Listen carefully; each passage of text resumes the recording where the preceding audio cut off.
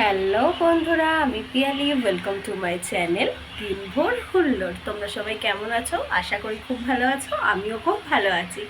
আজ আমি তোমাদের সাথে মিষ্টি দইয়ের রেসিপি শেয়ার করব। এত গরম পড়েছে, বাইরে থেকে কতই বা দই কিনে খাবে।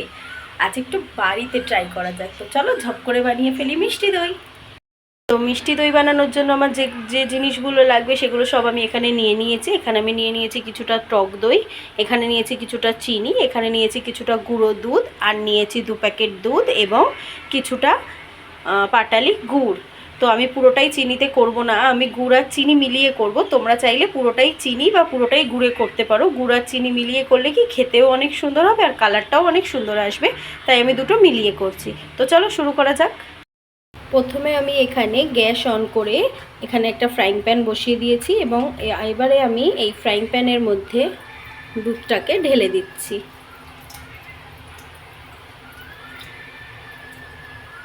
তো দুধটাকে প্রথমে ভালোভাবে ফুটিয়ে নিতে হবে, মানে যতটা দুধ তার মিনিমাম 25% ফুটিয়ে গাঢ় করে নিতে হবে। তো আমি এখানে 1 লিটার দুধ নিয়েছি, এটাকে ভালোভাবে ফুটিয়ে আমি গাঢ় করে নেব। ঘন ঘন দুধটাকে ভালোভাবে নাড়তে হবে এবং ভালো করে জাল দিয়ে নিতে হবে।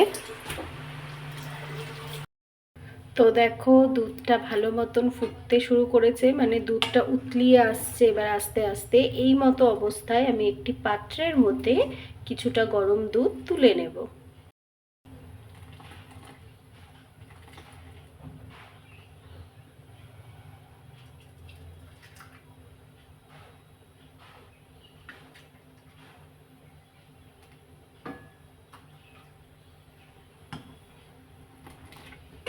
তো দেখো দুধটা অনেকটাই আস্তে আস্তে গাঢ় হয়ে যাচ্ছে, অনেকটা গাঢ় হয়ে এসেওছে। আরও আমি ফুটিয়ে আরেকটু গাঢ় করে নেব। আমি এই গরম দুধটার মধ্যে আগে থেকে আমি যে গুঁড়ো দুধ নিয়ে রেখেছিলাম সেইটা পুরোটা দিয়ে দেব। এখানে 10 টাকা দামের একটা প্যাকেট দেওয়া রয়েছে দুধের, আপনারা চাইলে এর থেকে একটু কমও নিতে পারেন, আবার বেশিও নিতে পারেন। আমি 10 টাকা দামের একটা দুধের প্যাকেট নিয়েছি। এই গুঁড়ো দুধটা সম্পূর্ণটাই এই গরম দুধের সাথে মিশিয়ে নেব।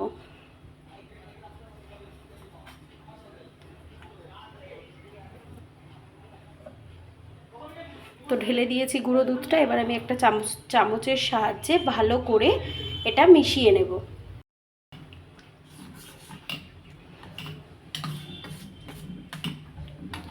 তো আমি একটা চামচের সাহায্যে ভালো করে গুঁড়ো দুধটাকে এই গরম দুধের সাথে মিশিয়ে নিচ্ছি। এবারে এই যে গরম দুধটা দেখো, আমি আরও কিছুক্ষণ ফুটিয়ে নেওয়ার পর দেখো কি সুন্দর একটা সর পড়েছে দুধের উপরে মোটা। তো এই দুধটার মধ্যে আগে থেকে যে গুঁড়ো দুধটা আমি দুধের সাথে মিলিয়ে নিয়েছিলাম, এই যে গুঁড়ো দুধটাকে আমি এই দুধের সাথে মিলিয়ে নিয়েছি, এইটাকে আমি এই দুধের মধ্যে ঢেলে দেব এবং ভালো করে সবটাকে মিশিয়ে নেব। তো এবার এই দুধটাকে ভালোভাবে মিশিয়ে নিতে হবে। ভালো করে না মেশালে কিন্তু দানা দানা থেকে যাবে, সুতরাং এটাকে ভালো করে বেশ কিছুক্ষণ ধরে এটাকে এবারে আমি মিশিয়ে নেব। তো দেখো দুধটা কি সুন্দর উতলে এসেছে। এবারে আমি এর মধ্যে চিনি আর গুড়টা অ্যাড করে নেব। আমি যে গুড়টা নিয়েছিলাম পাটালি গুড়টা, ওটাকে আমি একটা গ্রেটারে ভালো করে গ্রেট করে নিয়েছি, নাহলে গলতে অনেক সময় লাগবে, তাই সুন্দর একটা গ্রেটারে গ্রেট করে নিয়েছি। এরকম হয়েছে। এবার এটাকে আমি পুরোটাই দিয়ে দেব।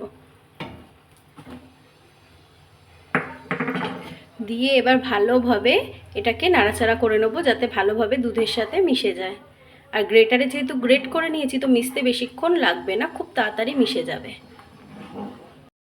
এবার আমি দুধের মধ্যে কিছুটা পরিমাণ চিনি দিয়ে নিচ্ছি, পুরোটা দেবো না, কিছুটা দেবো। যে যতটা মিষ্টি খাও সেই অনুযায়ী চিনিটা বা গুড়টা দিও।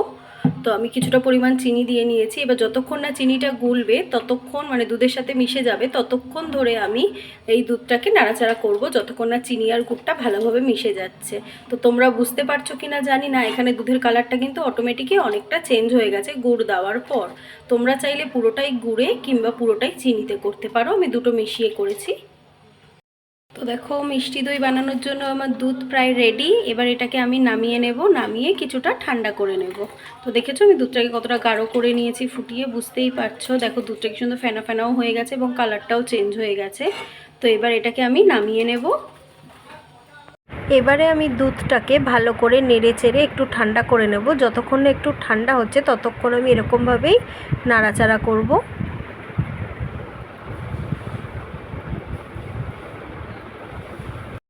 তো আপনারা যদি লাল দই তৈরি করতে চান তাহলে এই মতো অবস্থায় চিনিকে পুড়িয়ে ক্যারামেল তৈরি করে দুধের মধ্যে দিয়ে ভালো করে মিশিয়ে নেবেন। তো লাল দই হয়ে যাবে, নবদ্বীপের লাল দই যে বলে সেরকম লাল কালারের দই হয়ে যাবে। আমি নর্মালি যেরকম দইয়ের কালার হয় ওরকম দই করছি, লাল দই করছি না। তো অলরেডি আমার দইয়ের কালারটা দেখো কি সুন্দর এসেছে, দুধের কালারটা, সরি দইয়ের কালার নয়, দুধের কালারটা দেখো কি সুন্দর এসে গেছে। যেরকম দোকানের দুধের মানে দইয়ের কালার হয় ঠিক সেরকম এসেছে। তো দেখো বন্ধুরা, আমি দুধটাকে মোটামুটি ঠান্ডা করে নিয়েছি। দই পাতার জন্য দুধ ঠিক কতটা ঠান্ডা হওয়া প্রয়োজন সেটা এবার আমি তোমাদেরকে দেখিয়ে দেব। পুরো ঠান্ডা হলে কিন্তু দই বসবে না, তো কতটা ঠান্ডা হওয়া প্রয়োজন সেটা তোমরা একটু দেখে নাও। তো দেখো আমি একটা আঙুল এই দুধটার মধ্যে চুবিয়ে দিয়েছি, মানে ডুবিয়ে রেখেছি। তো আমি সহ্য করতে পারছি এরকম গরম থাকবে, যাতে এই দুধের গরমটা আমার আঙুল সহ্য করতে পারে এরকমভাবে মানে দেখে নিতে হবে। যদি আমি সহ্য করতে পারি এই গরমটাকে, তখন আমি দুধটাকে এবার দইয়ের জন্য প্রস্তুত করব। দেখো আমি আঙুল চুবিয়ে রেখেছি, এবার আমি সহ্য করতে পারছি সেই গরমটাকে। এরকম উষ্ণ উষ্ণ গরম অবস্থায় আমার দইটা তৈরি করতে হবে। আমি এখানে একটা মাটির ভাঁড় নিয়ে নিয়েছি, এতে আমি দইটা পাতবো। তো চলো এবার দেখা যাক দই পাতার জন্য আমাদের কি কি করতে হবে। তার জন্য প্রথমেই যেটা লাগবে সেটা হচ্ছে টক দই।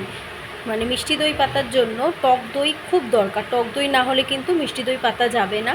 তো আমি আমুলের টক দই নিয়েছি এখানে। তো আমি কিছুটা টক দই এই ভাঁড়টার মধ্যে দিয়ে ভালো করে হাতের সাহায্যে চারিদিকে মাখিয়ে নেব। আমি একটা বাটিতে কিছুটা টক দই নিয়েছি, নিয়ে আর তার মধ্যে এই দুধটাকে কিছুটা দিয়ে নিচ্ছি, দিয়ে ভালো করে এটাকে ফেটিয়ে নেব। দিয়ে ভালো করে এই দুধটাকে ফেটিয়ে নেব।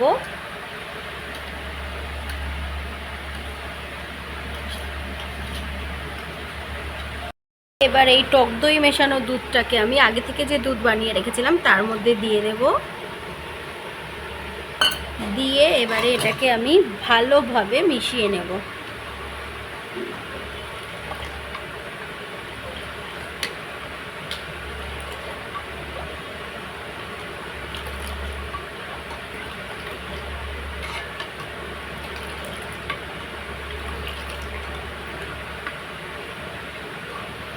দেখো আমি হাতের সাহায্যে পাত্রটার মধ্যে ভালো করে টক দইটাকে মাখিয়ে নিয়েছি। এবার আমি এর মধ্যে এই দুধটাকে আস্তে আস্তে দিয়ে দেব।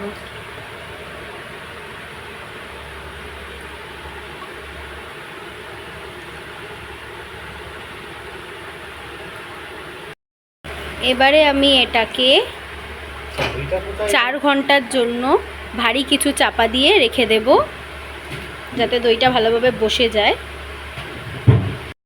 তো দেখো ফাইনালি আমার দই কমপ্লিট, দই পুরো বসে গেছে, একদমই পুরো দোকানের মতন হয়েছে। দেখো কালারও দেখো সব সেম সেম, পুরো একদম সেম দোকানের মতন হয়েছে। চট করে কেউ ধরতেই পারবে না, বিশেষ করে এই ভাতটাতে কেউ ধরতেই পারবে না যে এটা দোকানের দই না ঘরে পাতা দই। আর স্বাদেও ঠিক সেরকমই। তো তোমরা একবার অবশ্যই বানিও, বাড়িতে বানিয়ে ট্রাই করে আমাকে বলো তোমাদের কেমন লাগলো। তো দেখো বন্ধুরা, দইটা কাটছি, কত সুন্দর স্মুথ কেটে আসছে, দইটা কত সুন্দর হয়েছে, পুরো একদম দোকানের দইয়ের মতো। কেমন লাগলো গলু দইটা? পুরো দোকানের মতন হয়েছে, কিন্তু এটা তো আমি বাড়িতে পেতেছি। সত্যি ভালো হয়েছে না মিথ্যে মিথ্যে বলছিস? সত্যি ভালো হয়েছে? ওকে।